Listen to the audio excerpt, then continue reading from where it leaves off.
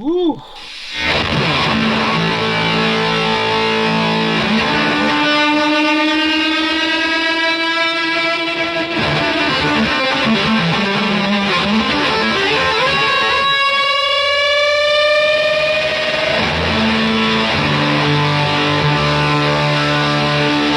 So this is my brand new pedal board. It was built by my good friend Mason Marangella over at Vertex Effects, and this is a project that he and I have been working on sort of behind the scenes for the last couple of months. This is the second pedal board that Mason has built for me, and I approached him a few months ago to do this project with me because there's a specific idea. There's a specific reason I wanted this board. And although it might look relatively simple on the surface, there's actually some interesting things going on with this particular board build that is unlike any other pedal board that I've ever owned or used in the past. So in today's video, I'm gonna take you through this pedal board build in depth. I'm gonna show you how it works, why we decided to do the things that we did, and most importantly, how does it sound?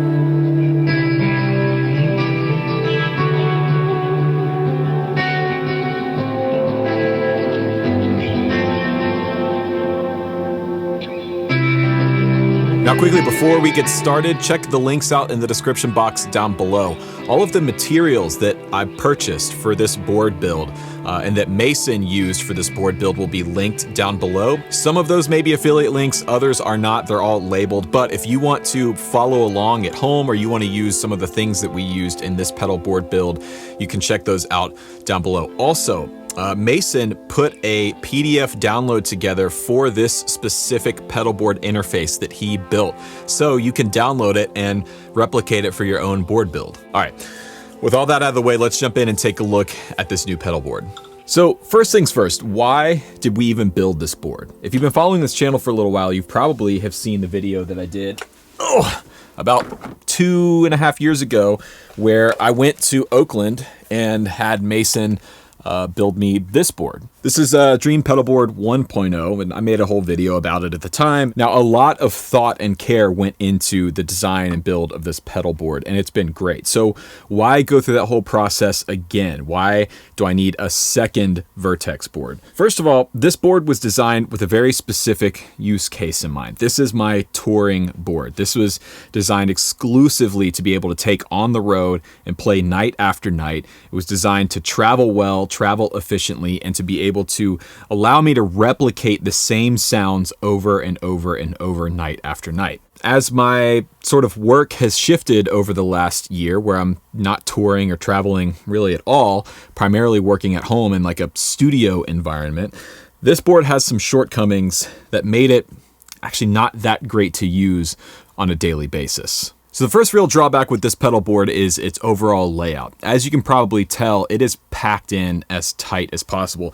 You might not even be able to really see on screen, but there's a whole row of pedals up here that are tucked underneath the Strymon bridge. Now that was done on purpose. Again, this board had to travel well. So we were trying to fit as much as possible in as small a space as possible to be able to fit into a specific size Pelican case and to fit underneath a certain weight. The second drawback is this Strymon bridge. Now essentially this is just a piece of aluminum that's bolted together that acts as a platform to mount the tuner and the 3 Strymon pedals. And it actually works incredibly well until you want to change one of the pedals on this top row. The bridge is held together by 4 rack screws up here on either side. And in order to get the bridge off to get access to the 4 pedals underneath, you have to basically unplug the tuner. You have to pull off the big sky. You have to unpatch everything up here.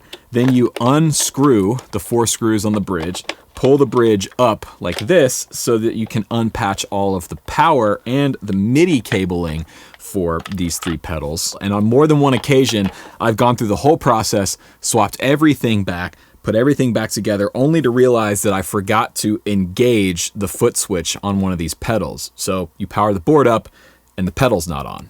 And the real third and final drawback for me with this board design is the fact that you can't really patch in any kind of other effect. And I'll show you what I mean in just a little bit. Now, I don't want to sound like this has been a bad pedal board. It's been fantastic. See, originally, all the things that I just listed as flaws were actually features. We did all of that stuff on purpose in order to fulfill a specific need that this board has been great for the past 2 years. But I'm not touring right now, and it doesn't look like I'm going to be traveling really at all in the next foreseeable future, really. And so, as a result, this board has not really met my needs as a studio player, even when I'm here making YouTube videos. I want to be able to swap pedals in and out quickly. I want to be able to patch in different effects. I don't want to have to be locked into this layout. And the switcher, for example, I don't need a switcher when I'm in the studio. I don't need the MIDI capabilities. I don't need the loop switching. I don't need this thing. So why have it on my board at all? So it was after going through all of this that I decided it was time for a new pedal board, and this is what we came up with.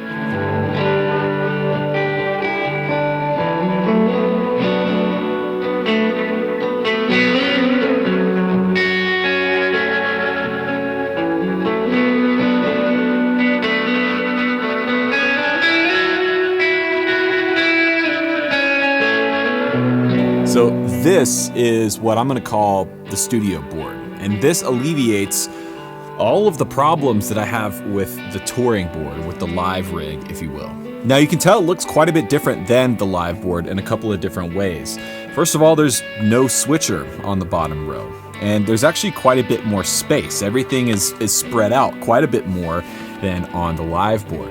That was all done intentionally. Actually, the layout of this pedal board is really simple because there's no switcher, there's no MIDI switching or bypass looper or anything like that. The pedals are run together in series like most normal pedal boards would be. And the reason we left all the space, specifically on the bottom row, is because I want to swap pedals in and out all the time. That's sort of the main ethos of this board. I want to be able to tailor this pedal board to whatever session or situation that I might find myself in. So we left plenty of space on the board, not just between the pedals, but with the patch cables and the power cables. I want to be able to fit almost any pedal, no matter the jack layout or where the power plug is on this board. Be able to pull the old pedal off, throw the new one on, patch it in, and go. Now, the pedal board itself is actually from Vertex. It's their 2-tiered board. And the coolest thing is this riser is hinged. So you can actually get underneath the board and access the stuff under there really, really simply. Here you can see we've got our power supply, our power strip, and I've got my pedal board interface. Now, this is really the brains of the operation here that we'll get into in a little bit more detail in a second. But this eliminates the issue that we've been having with the Strymon bridge. If I ever needed to access anything underneath that tier, you just undo 3 screws on the front and hold the thing up. Now, before we jump into the signal flow and the specific pedals that are on this board and why we went with these, there's one more party piece that this board does that I'm really, really excited about. And that is that there are 2 onboard effects loops here that we can use to plug in things like my tape echo.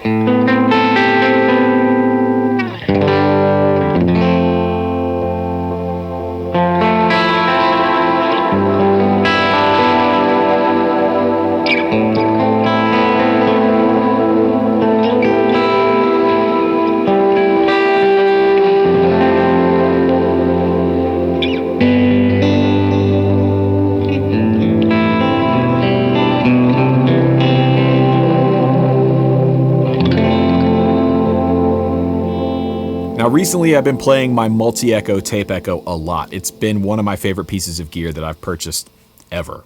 Now, the problem I was running into with the live pedal board was I had to put the multi-echo at the end of the chain, always. Plus, there was no way for me to bypass the multi-echo with a foot switch. So what we can do with this pedal board interface on the back is I can insert that tape echo into one of the effects loop of the AxeFx. This allows me to put it anywhere in the signal chain inside the AxeFx and assign it to a foot switch, so I can turn my tape echo on and off on my pedal board.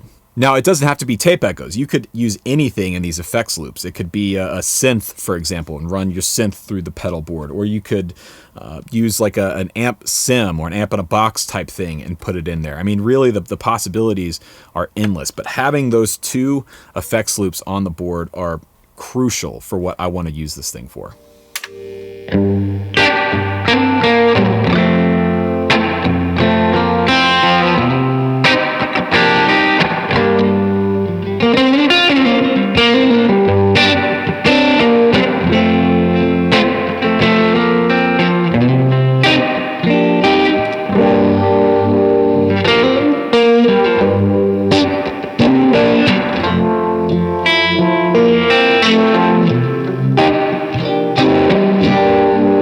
right, so now I want to go through the signal flow of this board and show you the pedals that I'm starting off with and kind of why I picked what I picked.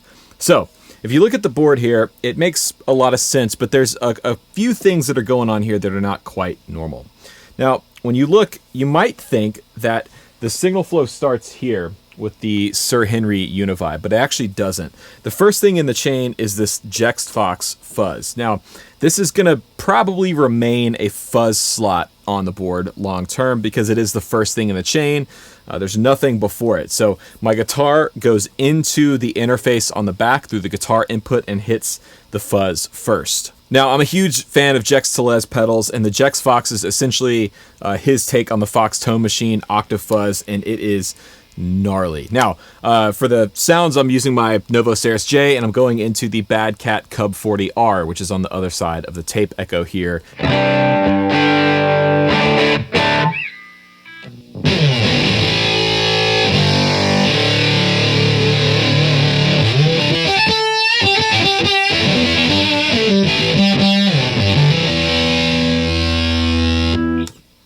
Just a really gnarly, cool fuzz. Now, after the fuzz, we're kicking over to the right-hand side of the pedal board, and we're going to the Sir Henry by Tinsley Audio. Now, this is a Univibe that I bought a few months ago. The reason that we put it on this side of the board is because of this speed knob over here. This is like a foot control speed knob. You've actually got two options to control the speed of the Univibe here. So here is...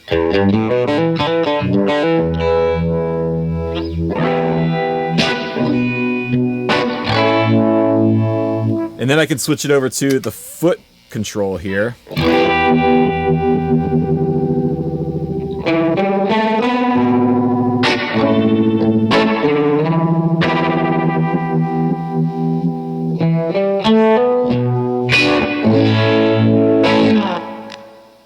That is the Univibe sound for me. I absolutely love it, so it had to go on the board. Now, after the Univibe, we're going into the Compadre from Strymon. Now, I'm definitely not an always-on compressor guy, but it is nice to have when you need it. So I'm just using a little bit of light compression on this side.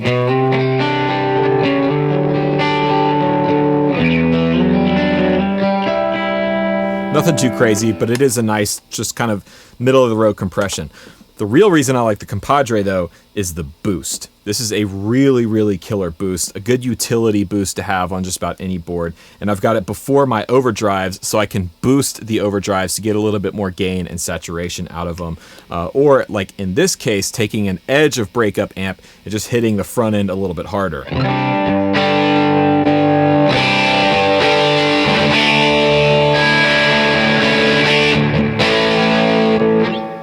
Killer pedal. Then next up we have the Polaris from Spaceman. Now this is an overdrive that I bought from a local shop here a few months ago because it's really cool.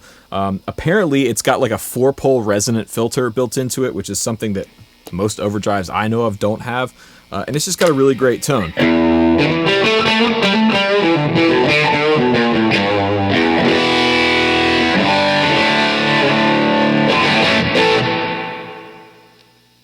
And then last for the drive section, we have the Ultraphonics HRM Hot Rod Marshall by Vertex. Now, I took this on the road to Holland last year and really fell in love with it, especially in front of like an AC style amp. I think it sounds really great.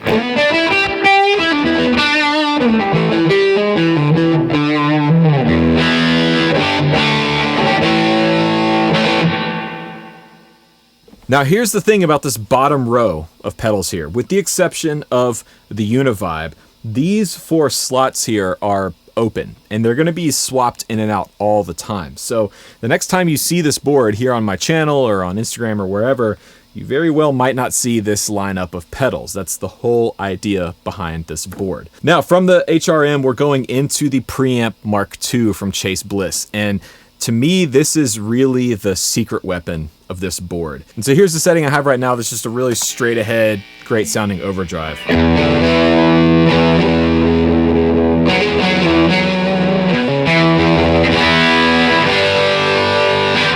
But we all know the best part about this pedal is the flying faders. Now from the Preamp Mark II, we're going into the AxeFx. Now, like I said earlier, this is really the brains of the operation here. Now I picked the AxeFx because I really think that this is probably one of, if not the most useful and best sounding multi-effect unit out there right now. Now, I got this idea actually from like Tom Bukovac and a lot of Nashville session guys who have used the Line 6 like M9 and M13 in the past on their studio boards.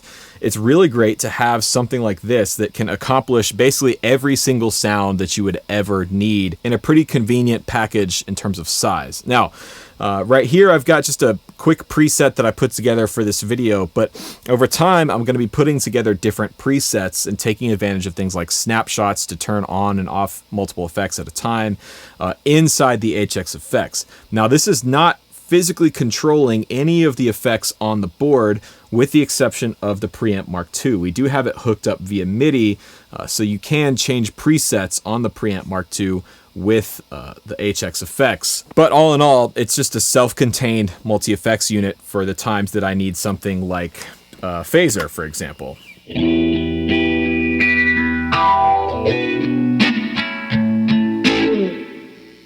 Or a really nice chorus with a huge reverb underneath it.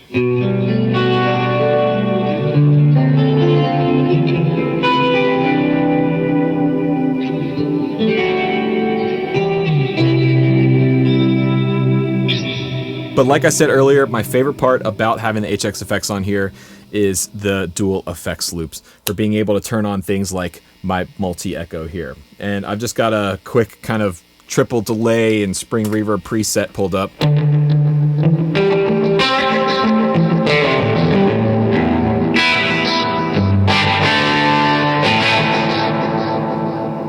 And the great thing is you can turn off the effect and the reverb and delay will still come through because I've got the trails turned on inside the AxeFx. And then last but not least in the chain, we have the delay llama from Jam Pedals. Now, this is the last thing in the chain, and I realize that most times you probably wouldn't put a delay last in your signal chain. It was probably more often than not would be a reverb, but this is going to be another one of those wildcard slots. This is going to be something that gets swapped in and out of. I really love this delay. It's an analog delay and it has some really cool features on it, but overall it's just got a really great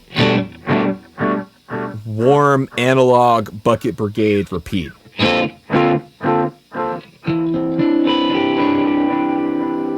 Plus it's got some really cool modulation settings built in.